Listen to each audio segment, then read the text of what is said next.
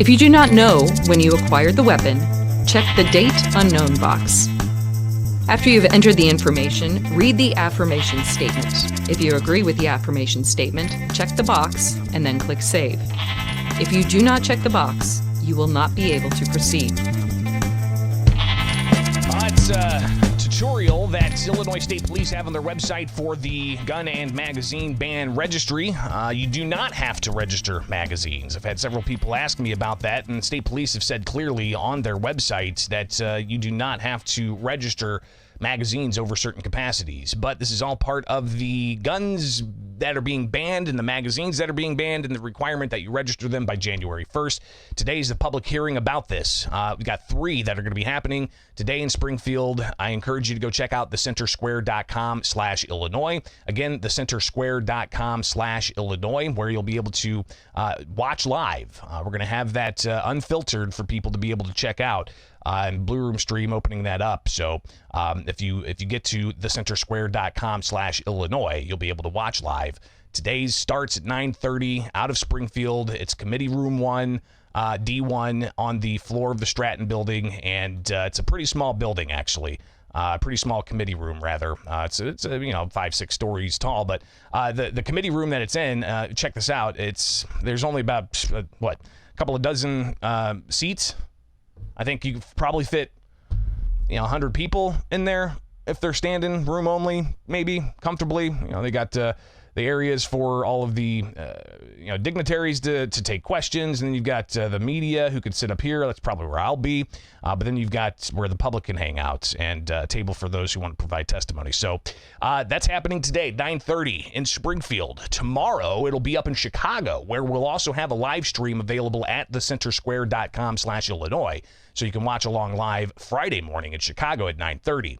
But obviously, there's going to be some questions that are thrown at the Illinois State Police. You even have the possibility of those who support the ban on firearms and the registry. Even those who are in support are urging their constituencies to file for questions or file for comment, public comment. One AIM, a gun control group, talks about how the ISP is holding 3 public hearings starting today. They say the Protect Illinois Communities Act bans the manufacturing and sale of assault weapons in Illinois and requires owners existing semi-automatic rifles to register their weapons by January 1st. PICA, they say, serves as a vital shield safeguarding our most valuable members, our children, families, and communities from the specter of gun violence. The law protects lives and without any violation of the people's Second Amendment right, they say, as was affirmed when the Illinois Supreme Court upheld the law 2 months ago. So they say the Illinois Supreme Court's the arbiter of the U.S. Constitution. We shall see if what happens in the federal courts.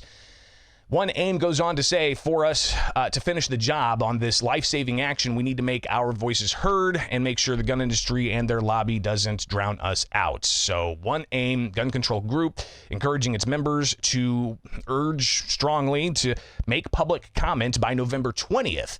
So yesterday at 12:30 was the deadline to be able to make public comment in person at one of these hearings. But you can provide public comments until November 20th. So I think that's important to highlight here. And you can check out the Illinois State Police posting on this, where they do lay out that you can provide public comment throughout the process. You got anybody interested can direct comments, data, views, or arguments concerning this proposal, providing that you can get that into them through email by November 20th. So you got a couple of different ways you can send that off, either by email or physical mail. So if you want to provide comments, even not just in front of a microphone, in front of people face to face, you can provide written comment about your views, data, and so on. So you still have that opportunity to make that happen. But let's go back and kind of revisit some of what else has been talked about here. Of course, we discussed briefly the size of this committee room, where you've got a few dozen seats that are going to be available for people to actually provide comments. So is that sufficient? State Representative Blaine Wilhauer said, no, that's not really sufficient for what's important to raise substantial questions on this law.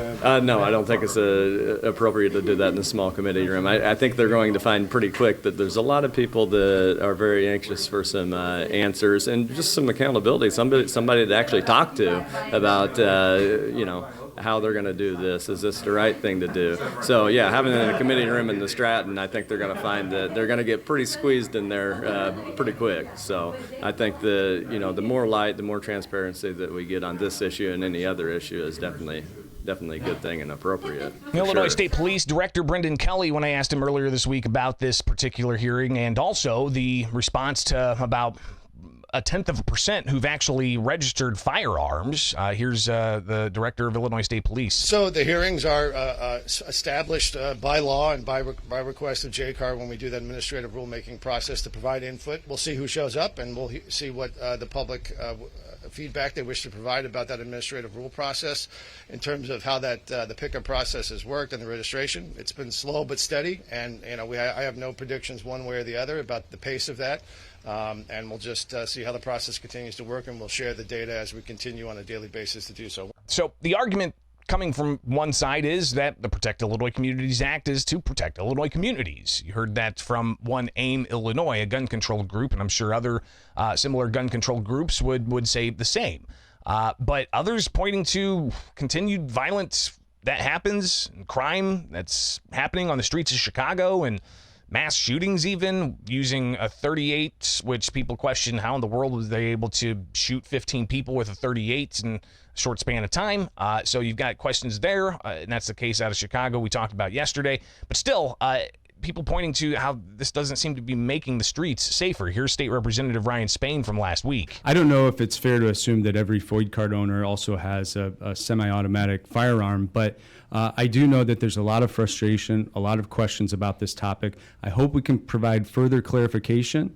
But again, this is not going to be something that makes the state of Illinois more safe, in my opinion, and we continue to erode upon the rights of law-abiding gun owners and do everything that we can to be beneficial and giving benefits of the doubt to people that are committing truly awful crimes and making the state of Illinois less safe. So Ryan Spain, Republican leader in the Illinois House. Yesterday, John Curran, the Senate minority leader, he was asked about the Protect Illinois Communities Act and the Republicans' position on this in the Illinois Senate. Certainly hearing from constituents about hesitation to actually register their weapon. This case right now is working its way through the court system. We had concerns on the constitutionality of the proposal at the time we voiced those. That is playing itself out in the court's process. I'm someone that has always been supportive, open to reasonable, safe, constitutional proposals on this topic, but this one seemed to went a little further, and I think we're ultimately going to see that play out in the court cases. So those court cases we've talked about time and again each and every weekday morning. We've been delving into the latest, and of course we'll be watching how those play out. But what kinds of things are we talking about that Republicans would agree with? We've heard conversations about mental health. We've heard conversations about programs that can get kids off the streets, but using it to where it's effective. Is that the focus where it should be, or maybe stiffer penalties against those who commit crime so they don't be recidivist and commit more crime?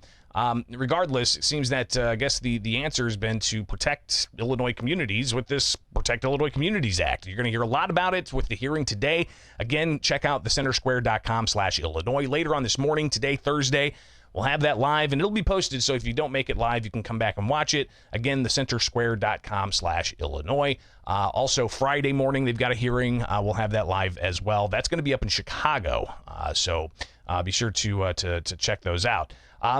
Let's then talk about what they're talking about and the questions around the gun registry. When they opened up the gun registry October 1st, Illinois State Police put out a video tutorial. Remember this? To sign into your FOID account, enter your user ID or email address, your password, your last name, and your date of birth. If you have forgotten your password or username, click on the links next to the sign-in box. With your information entered, Click on Sign In. So if you forgot your password to your Second Amendment's protected right, wait a second. So wait, your Second Amendment's password protected now. What if you don't have, email? What if you don't want to be on the grid? I mean, that's... anyways, register your make, model, serial number, and are you doing so voluntarily? If you do not know when you acquired the weapon, check the Date Unknown box. After you've entered the information, read the affirmation statement. If you agree with the affirmation statement, check the box and then click Save. If you do not check the box, you will not be able to proceed. So if you don't agree with the affirmation statement, then you can't check the box and you can't proceed to register your firearm. Again, interesting. So are you doing so voluntarily? And I think that's an important question because it does state in the law something to that effect of, in the affirmation statements, it must provide that you're doing it voluntarily. There's questions about the Fifth Amendment rights against self-incrimination. You've got the other questions about federal law that prohibits the keeping of these types of firearm registries that people are raising, a whole host of other questions. More from the tutorial, because it's not just about registering firearms that lawmakers have deemed are banned. If you have an accessory to disclose, next to the subheading Accessories, click the green Disclose box. You will then enter the manufacturer of the accessory, the attachment type, the model or part number, and type in a description of the attachment. So what is an attachment? And I think that's a question you're going to hear a lot about today. Again, 9:30 in Springfield, Thursday, Friday morning, 9:30 in Chicago, and we'll be having live streams available at thecentersquare.com/Illinois. So check that out. But again, not just guns, it's also attachments. It's 50 caliber ammunition you have to register if you own before January 10th. But you can change stuff. Once you get it all registered, once you sign in and your Second Amendment's password protected and you get into the ISP's database and you're able to enter that information using a content management system, you can change things. Maybe print out a copy or delete all those that you put in there, or I don't know, how long can you modify those? All the disclosures you entered on your dashboard, weapons, accessories, and ammunition, can be edited or removed by you at any time by clicking on the yellow Edit or red Remove boxes. To print a list of your disclosures, scroll down to the bottom of the weapon, ammunition, and accessory disclosure page and click the blue box that says Print Disclosure Summary. Clicking on this box will create a PDF document that can be saved and then printed. So there you go. You can, if you work a content management system, you can tell the government what firearms you have and when you got them and the serial numbers and all of that, and also all the attachments you got. Does it include parts? Does that include springs? What about bolts? I don't know. Questions are going to be asked today, but you got less than 2 months to do this, or else you could face a Class A misdemeanor or a Class 2 felony. But you can't do it yourself. Don't have a computer. Don't want to do it on a computer. You can go to a kiosk where you've got several located throughout the states. Here's, again, that tutorial from Illinois State Police. Just be sure don't bring your firearms, ammunition, or attachments when you go to the kiosk. If you do not have an ISP online user account, you can create one by going to the FOID login page on the ISP website, or visit an ISP FOID kiosk at one of the 4 locations, which can be found on the ISP FOID webpage. So, again, those locations being in Lockport on Broadway Street, it's Illinois State Troop 3. You can go to Springfield on South 7th Street, Illinois State Police Troop 6. Collinsville, Illinois State Police Troop 8, and then looks like in Des Moines, Illinois State Police Troop 10. Interesting they don't have one in Chicago, where the population's the most dense. There you go. That is kind of a review of at least some of the things we may be hearing about today, 9:30 in Springfield. Imagine a lot of you probably are going to be watching that online, streaming. Again, go to thecentersquare.com/Illinois, and you'll be able to live stream that, all right? I'll be on the ground reporting, and we'll definitely have some highlights tomorrow morning in anticipation of Friday morning's Chicago hearing. So a lot to still get to with all of this. All right, stay tuned. Again, like, subscribe, follow along. Bishop on Air, Twitter, Facebook, YouTube. and we've got plenty more to get to, all right?